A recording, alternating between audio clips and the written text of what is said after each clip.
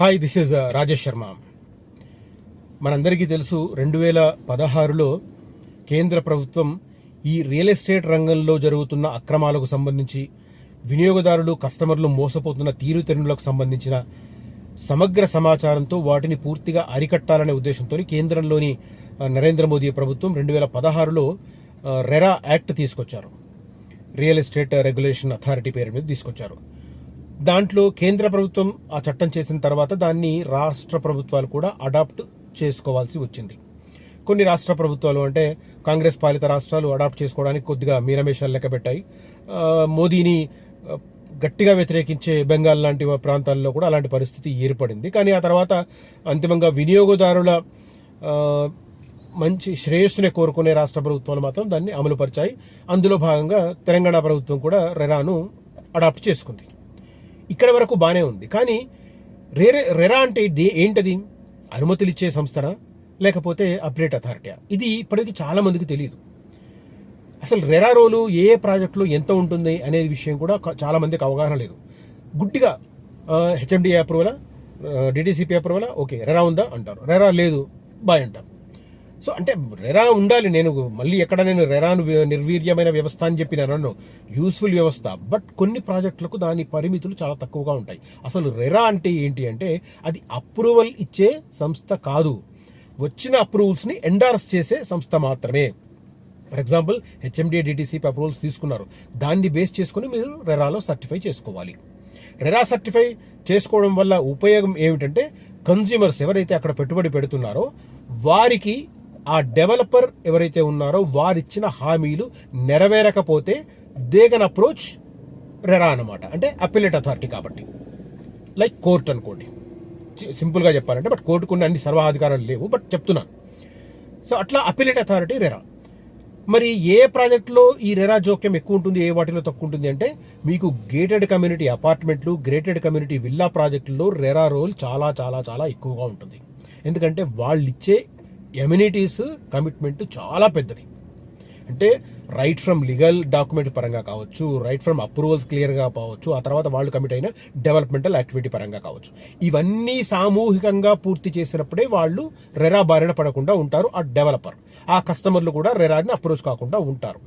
కానీ అదే సిటీకి ఒక 50 కిలోమీటర్ల దూరంలో ఉన్న చిన్న డిటిసిపి వెంచర్ అనుకోండి. డిటిసిపి వెంచర్లో వాళ్ళు ఏం కమిట్ అవుతారు? బీటీ రోడ్లో, సీసీ రోడ్లో కమిట్ అవుతారు. తర్వాత అండర్ గ్రౌండ్ డ్రైనేజ్ కమిట్ అవుతారు, ఎలక్ట్రిఫికేషన్ ఇస్తామంటారు. కొంతమంది కాంపౌండ్ వాళ్ళు మెన్షన్ చేస్తారు, కొంతమంది చేయరు, ఫెన్సింగ్ అంటారు. కొంతమంది ఆర్చ్ కట్టిస్తామంటారు, ఇంకొంతమంది ఎలక్ట్రిసిటీ అండర్ గ్రౌండ్ అంటారు, లేకపోతే పైన పోల్స్ అంటారు. తర్వాత డ్రింకింగ్ వాటర్ 10 acres పై ఉందంటే ఓవర్ హెడ్ ట్యాంక్, లేదంటే మామూలుగా సంప్ లాంటిది కట్టి చేస్తారు. ఇవి పూర్తయితేనే ఆ ప్రాజెక్టుల్లో ఉన్న మార్ట్గేజ్ ప్లాట్లను ఆ కన్సర్న్డ్ హెచ్ఎండిఏ కావచ్చు, డిటిసిపి కావచ్చు రిలీజ్ చేస్తాయి. కాబట్టి ఏ డెవలపర్ కూడా వాటిని పూర్తి చేయకుండా ఆ 15% కోల్పోరు. అలాంటప్పుడు దాంట్లో డెవలప్మెంటల్ అన్ని యాక్టివిటీస్ పూర్తయిన తర్వాత, మార్ట్గేజ్ రిలీజ్ అయిన తర్వాత అక్కడ no way concern with RERA. So RERA role అనేది చాలా చాలా పరిమితంగా ఉంటుంది. సరే, ఇదంతా ఎందుకు చెప్తున్నానని చెప్పి మీరు అనుకోవచ్చు. లేటెస్ట్గా తెలంగాణ ప్రభుత్వం రెరాకు సంబంధించి అత్యంత యూస్ఫుల్ ఒక డెవలప్మెంట్ను చాలా ఆలస్యంగా తీసుకుంది. ఎందుకు చాలా ఆలస్యంగా అంటున్నానంటే 2016లో రెరా వచ్చినప్పుడు ఇది 2025, అంటే ఎంత, ఆల్మోస్ట్ 9 సంవత్సరాలు. 9 సంవత్సరాల తర్వాత ఇప్పుడు ఒక కీలకమైన సెల్ను దాంట్లో ఏర్పాటు చేశారు. ఇంతకాలం గుర్తించలేదు. అంటే కన్స్యూమర్స్ పట్ల ఎంత అట్లా ఉన్నారు ప్రభుత్వాలు అనేది ఇది ఉదాహరణ అనమాట. This is an example. ఇవాడికైనా గుర్తించారు, దానికి సంతోషించాలి. ఇప్పుడు క్రిటిసైజ్ చేస్తారు, ఎందుకు శర్మ గారు అంటారు. నిజమే, తప్పు. ఇప్పటికైనా గుర్తించారు, అందుకే సంతోషించాలి. మనం జరిగిన దానికి సంతోషించాలి కదా. సో ఆ రకంగా లేటెస్ట్ డెవలప్మెంట్ ఏంటంటే, అబ్బా ఇప్పుడే చెప్పేస్తాను, నా రిక్వెస్ట్ చేసిన తర్వాత చెప్తాను. ఫ్యూచర్ సిటీలో ఎవరైనా ఇన్వెస్ట్ చేయాలనుకుంటే మాత్రం జెన్యూన్ ఏరియాస్ను ఐడెంటిఫై చేసి అక్కడ మాత్రమే ఇన్వెస్ట్ చేయండి. డాక్యుమెంట్స్ చూడండి, మాస్టర్ ప్లాన్ చూడండి, దాని ప్రకారమే ఇన్వెస్ట్ చేయండి. ఫ్యూచర్ సిటీ వస్తుందా లేదా అన్న మీనమేషాలు కూడా అవసరం లేదు, మీమాంస కూడా అక్కర్లేదు, సందిగ్ధం అంతకన్నా అక్కర్లేదు. ఫస్ట్ ఫేజ్ మాత్రం డెఫినెట్గా వచ్చే 4-5 సంవత్సరాల్లో వచ్చి తీరుతుంది. సెకండ్ ఫేజ్ డిలే అవ్వచ్చు, ఎందుకంటే భూసేకరణ జరగాల్సిన అవసరం ఉంది. భూసేకరణ విషయంలో మీడియా యాక్టివ్గా ఉంది, విపక్షాలు యాక్టివ్గా ఉన్నాయి, ప్రజలను రెచ్చగొట్టేందుకు రెడీగా ఉన్నారు చాలా మంది. కాబట్టి భూసేకరణ సెకండ్ ఫేజ్కి లేట్ అవ్వచ్చు. థర్డ్ ఫేజ్ మాత్రం నాకు తెలిసి రాకనే పోవచ్చు. ఎందుకంటే థర్డ్ ఫేజ్ ఏరియాలో చాలా గ్రామాల్లో విపరీతమైన లేఅవుట్లు ఉన్నాయి. లేఅవుట్లకు అప్రూవల్ ఇచ్చిన ప్రభుత్వం మళ్ళీ వాటిని వెనక్కి తిరిగి తీసుకుని భూసేకరణ చేసే అవకాశం లేదు. కాబట్టి థర్డ్ ఫేజ్ లేకపోవచ్చు. బట్ ఈలోగా ఫస్ట్ ఫేజ్ సెకండ్ ఫేజ్ అయిపోతే మిగతా అంతా కనెక్టివిటీ డెవలప్ అవుతుంది. కాబట్టి అది పెద్దగా వర్రీ కావాల్సిన అవసరం లేదు. ప్రభుత్వానికి చాలా కీలకం ఏంటంటే ఫస్ట్ ఫేజ్ను పూర్తి చేయడం. ఫస్ట్ ఫేజ్ను పూర్తి చేయాల్సి ఉంది కాబట్టి రకరకాల ప్రాజెక్టులు, ఒకటి నాగార్జున సాగర్ రోడ్ను ఎక్స్ప్రెస్ చేయడం, తర్వాత రావిర్యాల నుంచి 330 ఫీట్ రోడ్ వేయడం, ఆ తర్వాత కురిమిద దగ్గర రానున్న ఒక భారీ జంక్షన్ నుంచి అమరావతి గ్రీన్ఫీల్డ్ ఎక్స్ప్రెస్ హైవే 8 లైన్స్ది ప్లాన్ చేయడం, ఆ తర్వాత యాచారం కందుకూరు ప్రస్తుతం ఎగ్జిస్టింగ్ ఉన్న రోడ్ని ఇక విస్తరించే అవకాశాలు లేవకపోవడం వల్ల, ఎందుకంటే గ్రామాలు ఉన్నాయి, చెరువులు కుంటలు ఇవన్నీ ఉన్నాయి కాబట్టి అక్కడ విస్తరించలేం. కాబట్టి సపరేట్గా ఒక ట్రంక్ రోడ్డు ప్రపోజ్ చేయడం కానీ, ఇన్ని ప్రధానమైన రోడ్లను ప్రపోజ్ చేస్తూ సేమ్ టైం శీఘ్రగతిన చాలా సంస్థలతో అగ్రిమెంట్ చేసుకుంటుంది. కాబట్టి కొద్దిగా ఫాస్ట్గా మూవ్ అవుతున్న పరిస్థితి మనకు కనిపిస్తుంది. కాబట్టి ఫస్ట్ ఫేజ్ రేవంత్ రెడ్డి గారికి చాలా ప్రతిష్టాత్మకం. ఆయన కాల పరిమితిలో ఖచ్చితంగా చేయాల్సిన అవసరం, అగత్యం రెండూ ఉన్నాయి ఆయనకు. సో అది జరుగుతుంది. సెకండ్ ఫేజ్కి సంబంధించిన భూసేకరణ నోటిఫికేషన్ కూడా నాకు తెలిసి 1-2 monthsలో అది రిలీజ్ అవుతుంది. ఆల్మోస్ట్ 16,000 ఎకరాలకు సంబంధించి. అది రిలీజ్ అయిన తర్వాత పరిణామాలు ఎలా ఉంటాయి అన్న దాని మీద అది ఎంత వేగంగా జరిగే అవకాశం ఉంది, ఎప్పటికల్లా ఆ భూసేకరణ పూర్తయ్యే అవకాశం ఉంది అనేది మనం తర్వాత వీడియో చేసుకుందాం.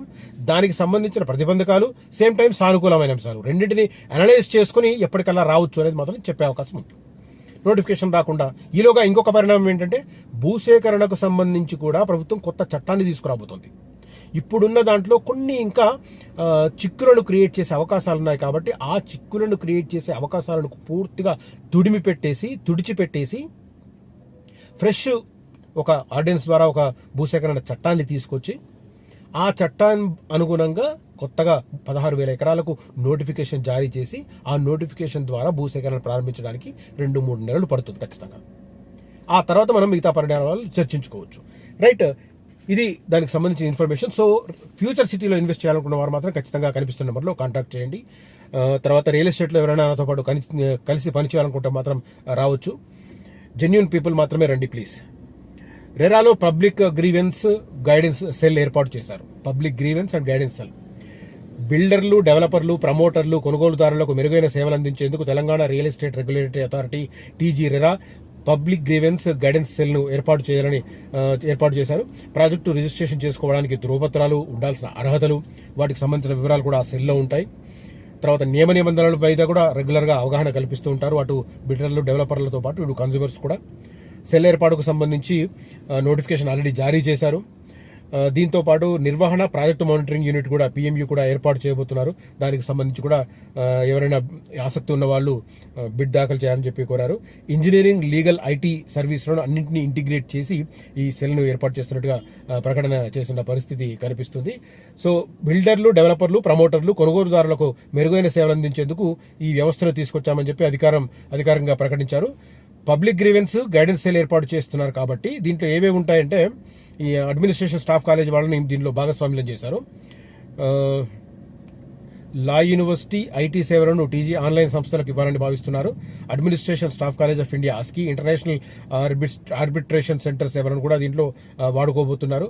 సో ఓవరాల్ గా చాలా రోజుల తర్వాత ఇది ఒక కీలకమైన డెవలప్మెంట్ అని చెప్పొచ్చు. ఎందుకంటే రెరాన్ అప్రోచ్ అయిన ప్రతి ఒక్కరికి ఇమీడియట్ ఇన్స్టెంట్ జస్టిస్ మాత్రం దక్కడం లేదు.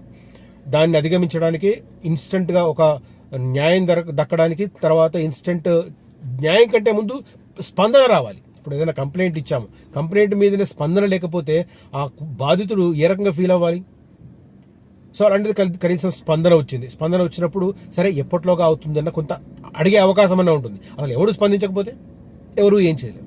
ఇది చాలా కీలకమైన పరిణామం. ఈవెన్ ఆఫ్టర్ 9 years ఈ గ్రీవెన్స్ సెల్, గైడెన్స్ సెల్ ఏర్పాటు చేయడం అనేది. ఎందుకంటే గైడెన్స్ చాలా ముఖ్యం. ఎందుకు ముఖ్యమని చెప్తున్నానంటే నేను ఇందాక చెప్పాను, రెరా రోలు కొన్ని విషయంలో ఎక్కువగా ఉంటుంది, కొన్ని విషయాల్లో తక్కువగా ఉంటుంది. అది తెలియక చాలా మంది రెరా ఉండి మోసపోతున్నారు, రెరా లేక కొన్ని మంచి అవకాశాలను కోల్పోతున్నారు. అదే చెప్తున్నాను కదా, ఓపెన్ ప్లాట్ల విషయంలో రెరా రోల్ పరిమితం. అసలు లేదని నేను అనట్లేదు, చాలా చాలా పరిమితం. ఇక్కడ 10% ఉంటే గేటెడ్ కమ్యూనిటీ అపార్ట్మెంట్లు, గేటెడ్ కమ్యూనిటీ విల్లా ప్లాట్లలో 95% ఉంటుంది రెరా రోల్. ఇక్కడ దానికి దీనికి తేడా. కాబట్టి ఈ అవగాహన ఖచ్చితంగా కల్పించాల్సిన అవసరం ఉంది. దానికోసం ఇప్పుడు ఈ గైడెన్స్ విభాగం ఏర్పడుతుంది, సెల్ ఏర్పడుతుంది. కాబట్టి దాంట్లో ఆ క్లారిటీ ఇప్పించే ప్రయత్నం చేస్తారనుకుంటాను.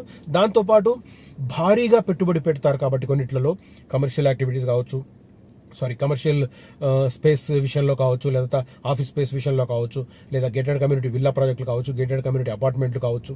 ఎందుకంటే వాళ్ళు బోల్డ్ చెప్తారు కదా, ఆ బోల్డ్ దాన్ని ఆ కమిట్మెంట్ల ఆధారంగానే మీకు ప్రైస్ నిర్ణయిస్తారు. మళ్ళీ ఆ ఎమ్యూనిటీస్కు మళ్ళీ అడిషనల్గా వసూలు చేస్తారు. క్లబ్ హౌస్ ఉందా, క్లబ్ హౌస్ మెంబర్షిప్ కింద ఇట్లా రకరకాలుగా ఉంటాయి. కాబట్టి వాటన్నింటి మీద ఏ రోల్ విషయంలో రెరా మీకు హెల్ప్ చేయగలదు అనేది క్లారిటీ రావాలి. ఆ అవగాహన కన్స్యూమర్స్ లో తెప్పించడానికి గైడెన్స్ ఏర్పడుతుంది.